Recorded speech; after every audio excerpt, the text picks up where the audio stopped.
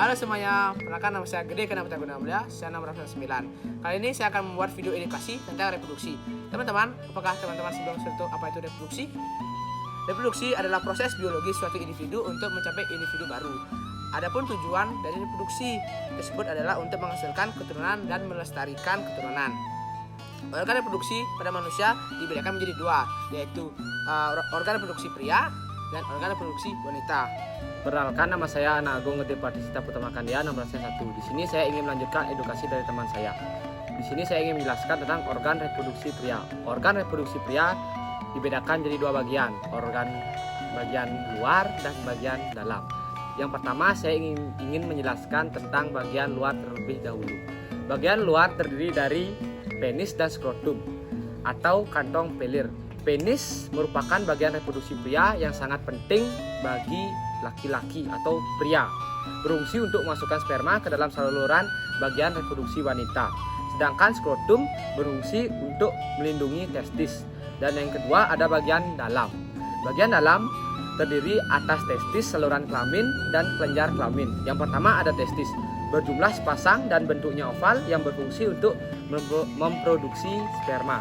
Yang kedua ada saluran kelamin, berfungsi untuk menyalurkan sperma dari testis ke luar tubuh melalui penis. Dan yang terakhir ada kelenjar kelamin, terdiri dari 4 organ, yaitu vesika seminalis, kelenjar prostat, dan kelenjar Cowper. Sekian edukasi dari saya, akan dilanjutkan oleh teman saya. Nah, tadi teman saya sudah menjelaskan tentang organ reproduksi pada pria. Kemudian apakah teman-teman tahu apa saja proses yang melibatkan organ reproduksi pada pria? Proses pembentukan sperma sendiri disebut dengan spermatobium yang terjadi di dalam tubulus semifilus. Lalu, bagaimanakah terjadinya spermatogenesis? Spermatogenesis melibatkan yang pertama spermatogonium atau induk sperma, yang kedua sel sertoil atau pembentuk nutrisi spermazoa, yang ketiga ada spermalipi atau penghasil hormon testosteron. Sekian dari saya, akan dilanjutkan oleh teman saya. Halo semua, perkenalkan nama saya Komain Tafiani, saya nomor absen 23. Di sini saya akan mengedukasi tentang organ reproduksi pada wanita. Pada organ reproduksi wanita ini dibedakan menjadi dua, yaitu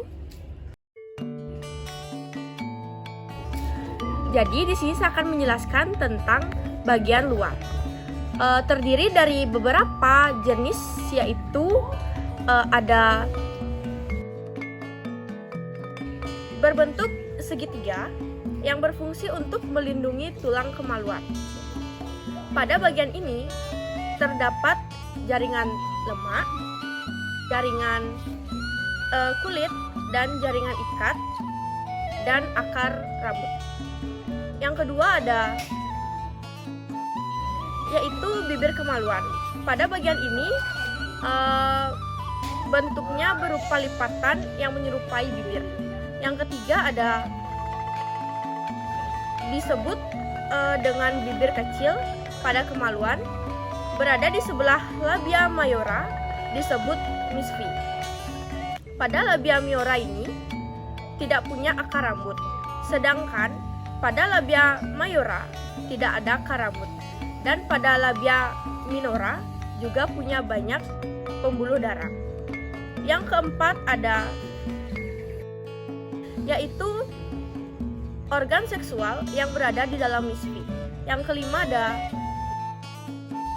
yaitu membran yang menutupi lubang misfi. Yang keenam ada yaitu rongga kemaluan. Sekian edukasi dari saya. Edukasi selanjutnya akan dijelaskan kepada teman saya.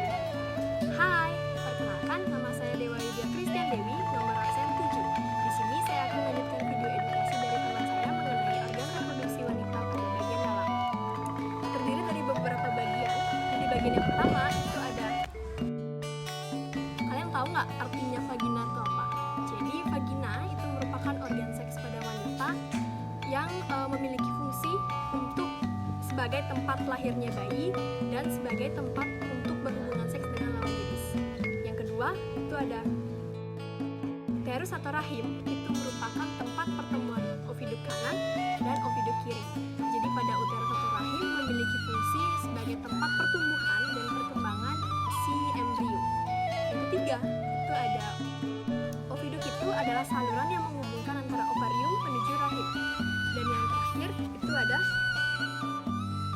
ovarium adalah tempat terjadinya suatu pembuahan atau tempat terjadinya pembuahan sel telur.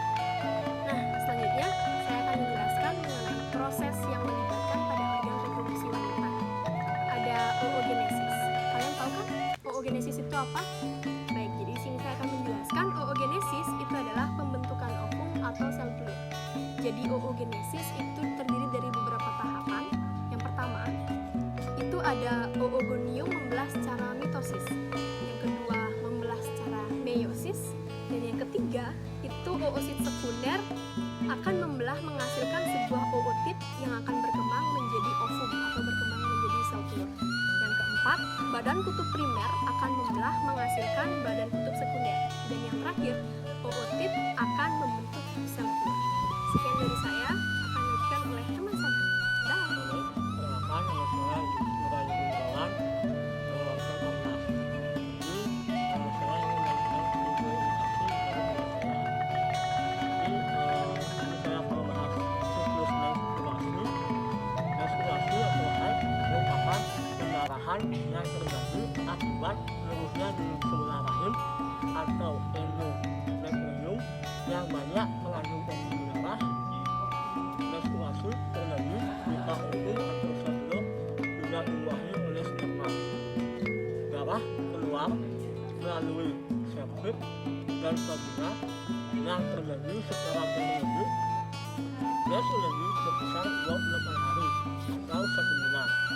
Ada 4 fase dalam siklus menstruasi, yaitu yang pertama ada fase menstruasi terjadi jika ovum tidak dibuahi oleh sperma. Biasanya ini berlangsung kurang lebih dari 5 hari. Yang kedua adalah fase praovulasi. Pada fase ini hormon pembebas gonadotropin yang dikeluarkan oleh hipotalamus.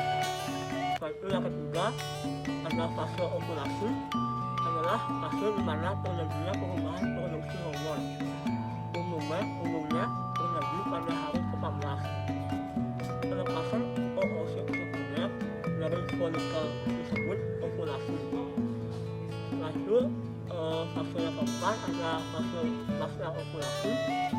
Biasanya selalu sama walaupun siklus menstruasi berbeda-beda, yaitu 14 hari sebelum mens berikutnya. Sekian dari saya. Halo semuanya, sebelumnya di sini saya akan memperkenalkan diri terlebih dahulu. Perkenalkan, nama saya Dewa Yuda Krisnawati, nomor absen 6. Di sini saya akan membahas tentang kehamilan. Nah, kehamilan ini biasanya dialami oleh seorang wanita. Apakah kalian tahu apa itu kehamilan? Baik, di sini saya akan menjelaskan apa itu kehamilan. Kehamilan adalah fertilisasi atau penyatuan dari spermaforium dan ovum dan juga dilanjutkan dengan nidrasi atau implantasi. Lama kehamilan itu berkisaran antara 38 minggu dan 266 hari. Pada kehamilan kita mengalami fase-fase loh, atau bisa disebut dengan masa. Masa pada kehamilan yang pertama ada masa 2 bulan. Masa 2 bulan ini adalah di mana janin itu masih berukuran seperti kacang. Yang kedua ada masa 3 bulan. Masa 3 bulan ini di mana janin mulai bergerak dan mengisap jari. Yang ketiga ada masa 5 bulan. Masa 5 bulan ini janin di mana dia akan bergerak jika dia mendengarkan suara yang sangat keras. Selanjutnya ada masa 7 bulan. Masa 7 bulan ini adalah di mana janin sudah mulai meletakkan kepalanya di bawah perut seorang wanita ataupun di atas vagina. Yang terakhir ada masa 9 bulan. Nah, masa 9 bulan ini di mana bayi sudah sangat lengkap dan sudah siap untuk dilahirkan. Bayi yang lengkap itu seperti pada selama 9 bulan janin di dalam perut seorang wanita itu ada beberapa membran yang melindungi melindungi janin itu. Yang pertama ada korion. Korion ini membran terluar melindungi embrio. Korion ini gambarnya seperti ini. Yang kedua ada allantois. Allantois adalah membran pembentuk tali pusar. Membran ini terdapat terdapat pembuluh darah yang menyalurkan zat makanan dan juga oksigen dari ibunya. Fungsi dari membran ini adalah untuk mengeluarkan sisa makanan metabolisme seperti karbon dioksida dan juga urea. Selanjutnya ada amnion. Amnion membran berbentuk langit-langit yang berisi cairan ketuban seperti pada gambar ini. Cairan ketuban berfungsi untuk menjaga embrio agar bisa bergerak bebas dan terlindung dari guncangan seorang ibu tersebut. Dan yang terakhir ada saccus vitellinus. Nah, membran ini yang berbentuk kantung. Membran ini merupakan tempat pembentukan sel darah dan pembuluh darah bagi embrion. Jika kalian tidak tahu gambarnya, saya akan memberikannya seperti ini. Sekian edukasi dari saya untuk mengenai kelainan pada sistem reproduksi yang akan dijelaskan oleh teman saya. Terima kasih. Halo semuanya, saya Dewi Reva Aprilia Putri, nomor absen 8. Di sini saya akan menjelaskan tentang kelainan pada organ reproduksi pada wanita. Apa saja sih kelainan organ reproduksi pada wanita? Yuk kita bahas. Yang pertama ada miom. Miom merupakan tumor jinak yang terdapat pada dinding rahim yang biasanya diakibatkan karena makan makanan instan. Yang kedua yaitu PCOS atau sindrom ovarium polikistik, di mana ini diakibatkan gangguan pada ovarium sehingga mengakibatkan hormon androgennya jumlahnya melebihi. Biasanya penyakit ini memiliki gejala seperti kulit berminyak, kulit mudah jerawat, dan haid tidak teratur. Yang ketiga yaitu ada kanker ginekolosis, di mana kanker ini biasanya juga disebut dengan kanker pada wanita. Biasanya terdapat 4 diantaranya, yaitu yang pertama kanker serviks, kanker rahim, kanker ovarium, dan kanker vagina. Yang ketiga yaitu ada IMS atau infeksi menular seksual, di mana penyakit ini biasanya menular melalui hubungan seksual dan biasanya memiliki gejala ruam atau lepuhan pada area intim. Yang terakhir yaitu radang panggul, di mana radang panggul ini disebabkan terjadi karena infeksi pada panggul yang diakibatkan karena bakteri menginfeksi ke panggul sehingga terjadi radang panggul. Sekian dari saya, terima kasih.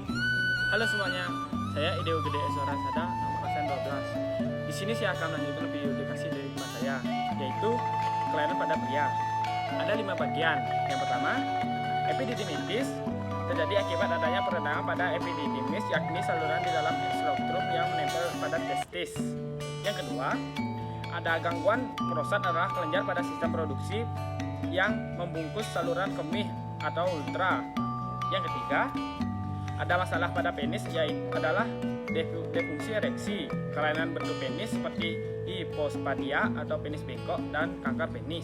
Yang keempat, ada bagian merupakan gangguan yang saat kepala penis mengalami istrasi dan peredangan. Gangguan ini membuat para pria merasa tidak nyaman, gatal, sakit, dan otot kulup terasa tegang.